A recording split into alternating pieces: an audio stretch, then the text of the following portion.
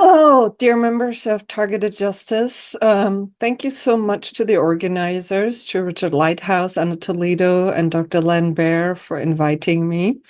My name is Dr. Ana Mihalcea. I am a trained internal medicine physician and anti-aging specialist. I have been active in the freedom movement to expose some of the self-assembling nanotechnology that was in the COVID injections and are in dental anesthetics and medications. They're spraying it from the geoengineering chemtrails from the airplanes. And so this technology is what really has been tested in the targeted population. And Dr. Baer was saying, maybe I should talk about some of the newest discoveries or what else I have found. I just wanted to just connect with you and let you know, I understand that this technology is real. A lot of times when TIs present to my office, their main concern is, will I think that they're psychotic, schizophrenic, delusional? I certainly don't think that. I have studied enough to understand covert operations that even have been now privatized. And so what is going on is an atrocity, tremendous crimes against humanity, of which the targeted community has been a victim of for a long time. And this remote torture, the V2K, the demoralization, the sometimes extreme pain, the gang stalking, all of these programs are of an evil that is incomprehensible. And yet you are literally the testing ground for all of humanity, because what I've been finding in humanity's blood and what other colleagues around the world have found in the COVID shots, and really understanding that this synthetic biology and the self-assembling nanotechnology is all about the brain-computer interface and creating the cybernetic hive mind. Obviously, practitioners like me do not have the ability to stop the attacks. And I think that's very important to understand, because sometimes, people have come to me and they think that that I can do something in regards to their V2K or the extreme pain that they have. Jesus, I'm not even a surgeon. I don't take any implants out.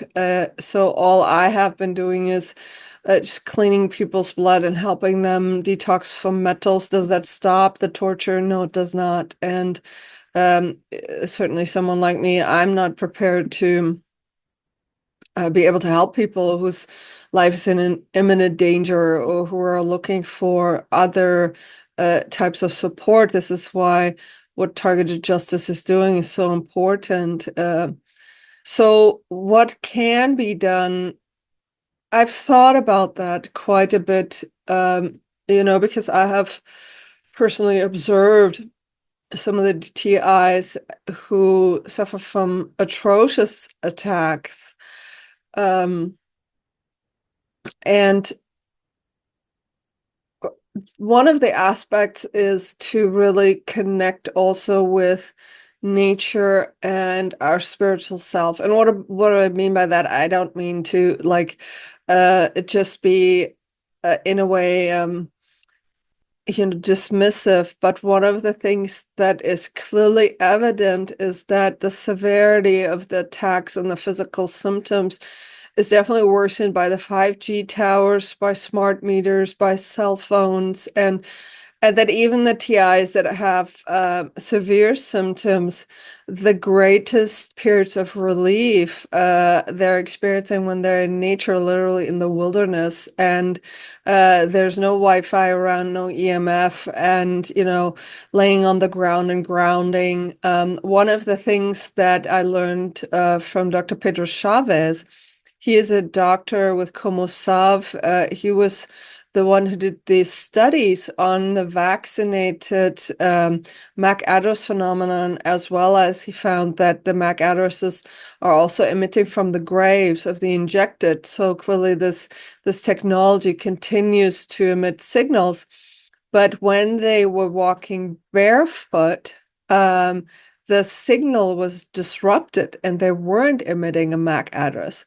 So the idea of grounding oneself or using Birkenstocks, which their soles have a natural cork and natural rubber, that's the only thing I'm wearing these days. And, I'm bought it for all of my staff, and it's like, I don't care about fashion. Let's just all deactivate the technology.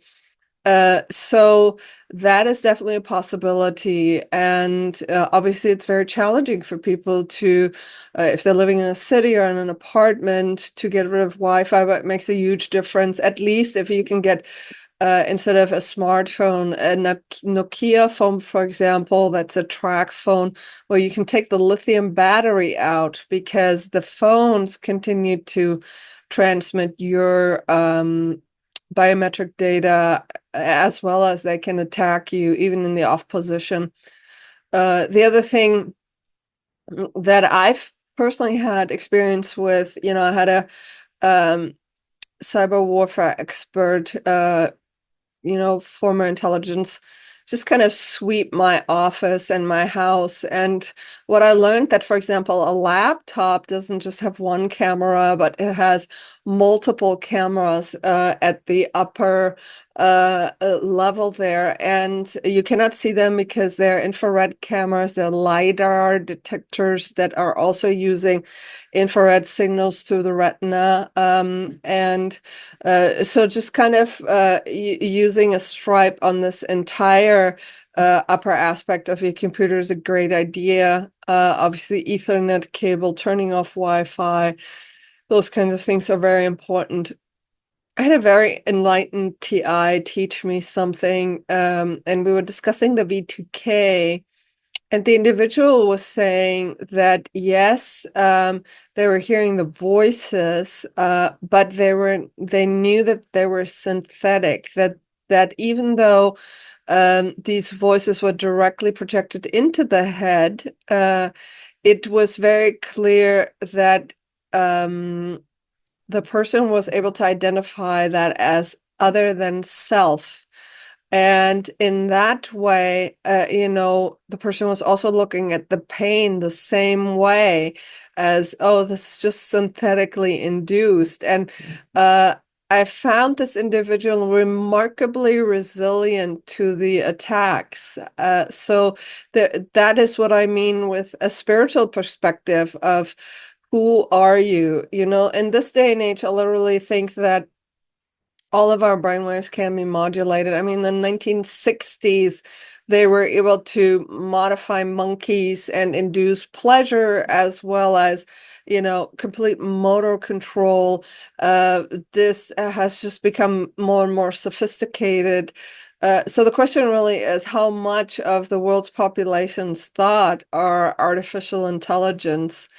And what aspect of us is not. And this is where the state of being in the now comes, because in a state of no thinking, the body actually lives in no time. This is considered, the spiritual zone of flow, or Zen, or, the magic moment, whatever you want to call it.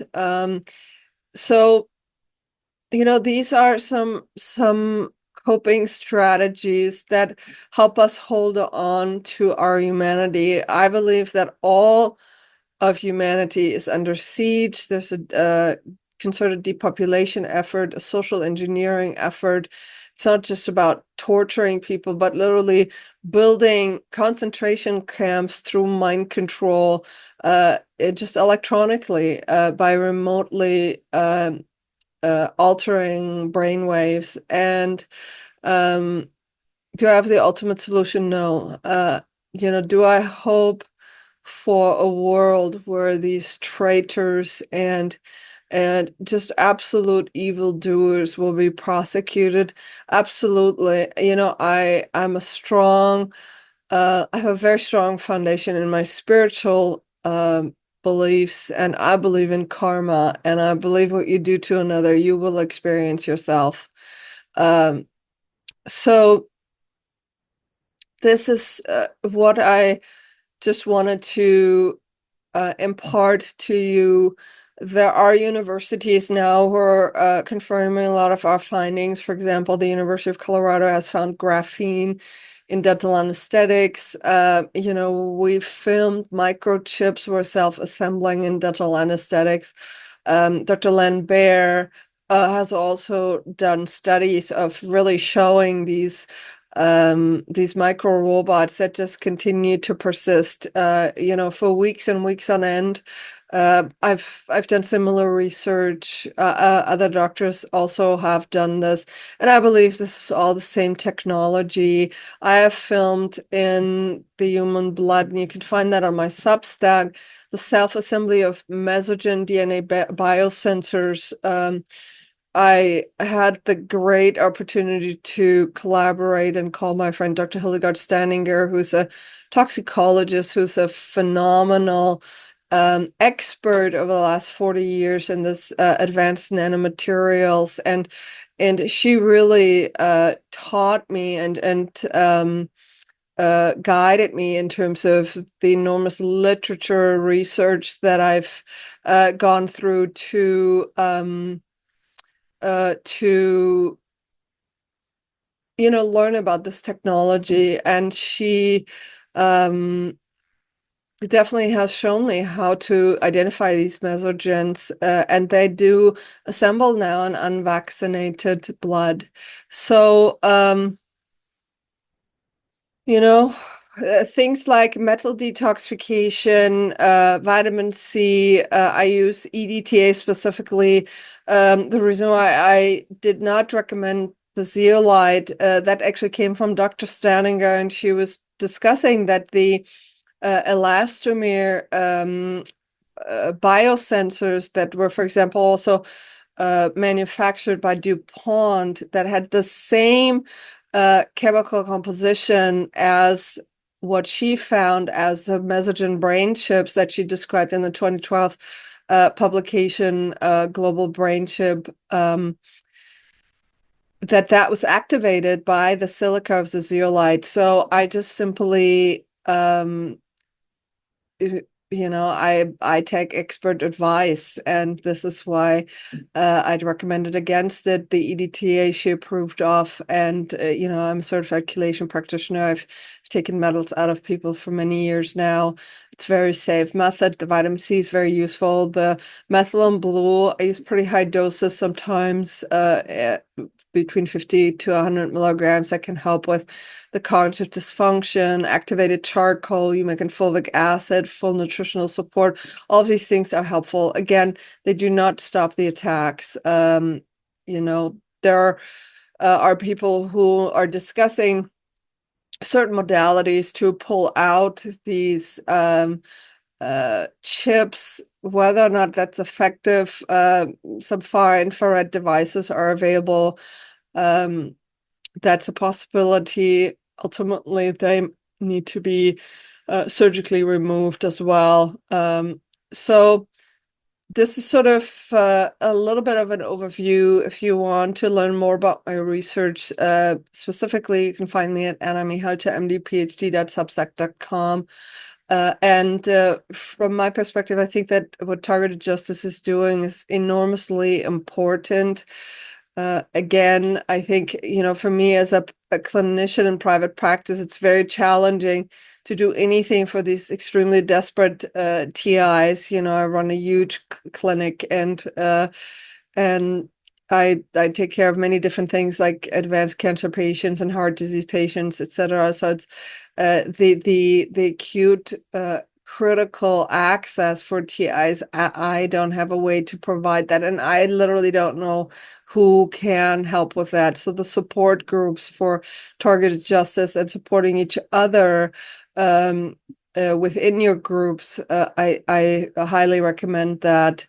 So I just want to thank you all for allowing me to address you. I hope you have a wonderful conference, and I hope you're well and be well. Thank you.